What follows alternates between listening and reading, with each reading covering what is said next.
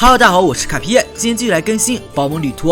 上集小光变成一个没问题的复读机，看这一集，我更加确信这个编剧可能压根就没有看过《宝梦》第一批。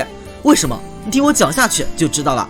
小春和小光看见受伤克雷塞利亚，他本应该是在满月岛的，出现在这里必然是发生变故，没空深究，处理伤势要紧。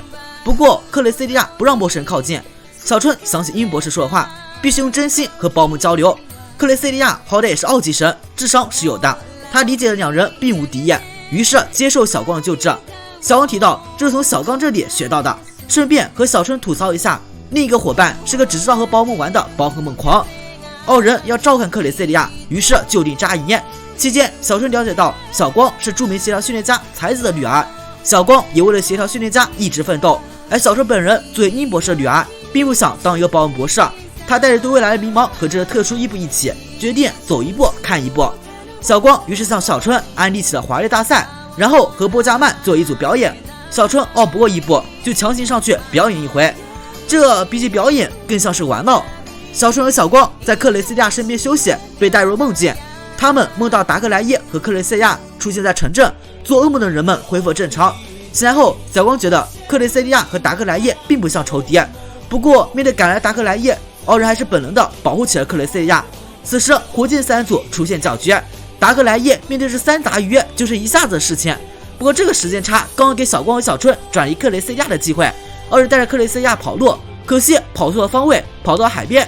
这时候后面有人跟了上来，转头一看，竟然是小智和小豪。这过1集半，小智和小光才见面，本以为会有个感人重逢的画面，然而事实是小智和小光仿佛和表面朋友一样，打个招呼后就各聊各的了。比起小光，小智对克雷塞利亚更感兴趣，人类妹子哪里都有，奥级神可不是到处跑的，这个理由让人无法反驳。小豪这次直接当了个剧情推动的工具人，曾人计划让主人知道克雷塞利亚和达格莱伊的行为异常，接着精英火箭队出现，小智等人也就明白了罪魁祸首是他们没跑了，于是双方开始大战。毕竟对方不是3人组这种菜鸟，有一定的实力，正让双方打有来一回的时候，达格莱伊赶到，这下还打什么？达格莱伊2下子就把精英火箭队宝可梦给收拾了。白狼老大也是心大，就派这几个手下去，自己去都不一定打得过呢。不过火箭队有黑科技啊，飞艇直接发射激光把达格莱伊打倒了，小智等人也被捕捉网困住。这时候没人管克雷斯亚使用一招星月舞，这个技能是以献祭自己 HP 值为代价，让目标回满血的招式。于是满血复活达格莱伊顺便将火箭队连带飞艇一起给炸了。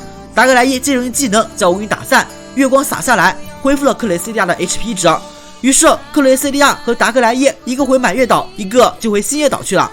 而为啥一个幻兽和一个奥级神会混在一起呢？小春也给出了解释，因为达格莱伊自己的特性会让周围人和宝梦做噩梦，这让他非常孤独，而善良的克雷塞利亚能用自己力量化解噩梦，于是就陪伴着达格莱伊。哦，好感人啊！本集就这样结束了，而小光和小智互动几乎为零，还不如小光和小春的互动多。这回归真的不能让人满意，不如让真丝回归和小智打一架。最成功的基敌至今未能回归，真的令人遗憾啊！我是卡皮，咱们下期见。